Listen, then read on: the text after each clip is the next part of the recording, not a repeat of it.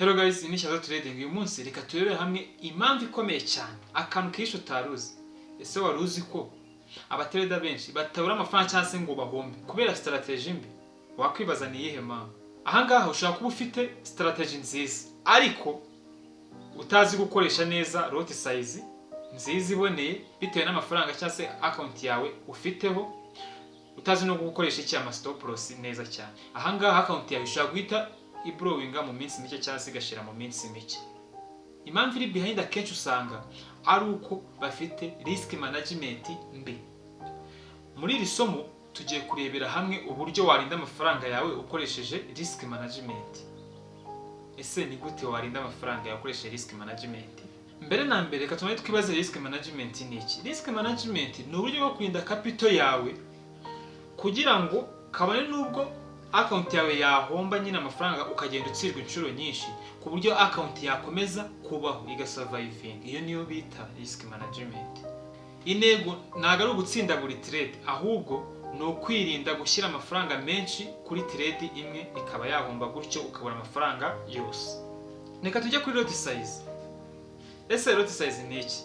Lot size ni ingano y'umwanya ufungura kuri buri trade cyangwa se position. Ikintu twakubikiranya aha ngaha nuko iyo lot size ari nini cyane ushobora kunguka byinshi, ariko nanone mu guhomba ugahomba byinshi. Mu gihe lot size ari no cyane ushobora kunguka bike, ariko nanone mu guhomba ugahomba duke. So niyo mpamvu lot size ari ingenzi cyane, ari ikintu ugomba gushyira mu mutwe kikagufasha kugira iki, gukora risk management neza. Reka tujya kuri stop loss. Wakwibaza stop loss ni iki? Stop loss ni igiciro ushyiraho igihe isoko ryaba ryakugendekeye nabi, ryaza kuhagera bikaza guhita rigera ikirifunga. Muri make iyo rigeze aho ngaho washyize stop loss yawe rihita rifunga rikavuga ati okay, nahombye aya ngaya, reka ndeke n'angaya atagira iki adahomba.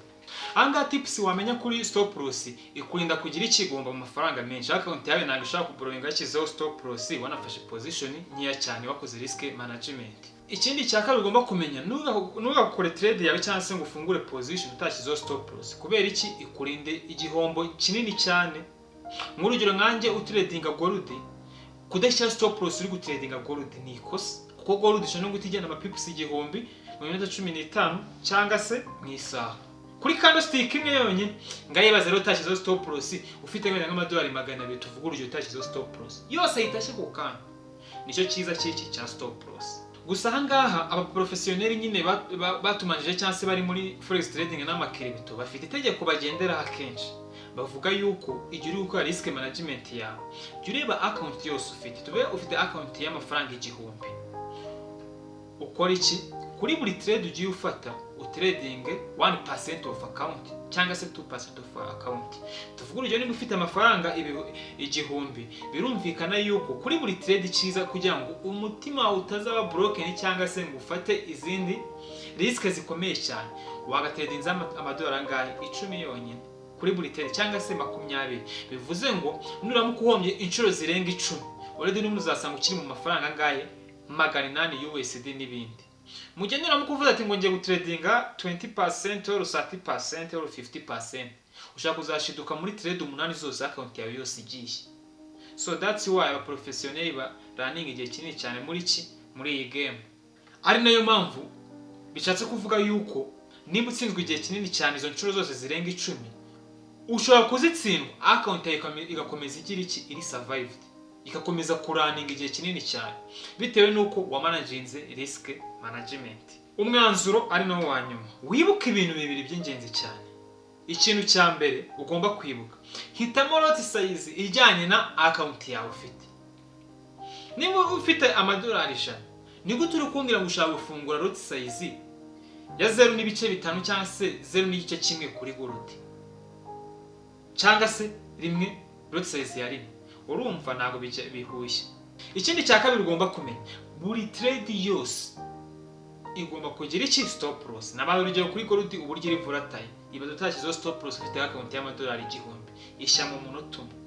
Bishatse kuvuga yuko niba ushaka kuba umutrader w'igihe kirekire cyane, ikintu cya mbere ugomba guharanira muri iyi industry, wiharanira kubona profit gusa, ahubwo haranira no kurinda capital yawe, kuko nizatuma ugira iki, usurvivinga mu isoko. Urye duke uryame kare. wishaka guhita utsinda ako kanya ngo ibintu byose bihite biza. Kubera ko ahangaha capital iramutse ikiriho, amahirwe yo kongera kuyizamura ngo izamure gake gake aba ari menshi ashoboka.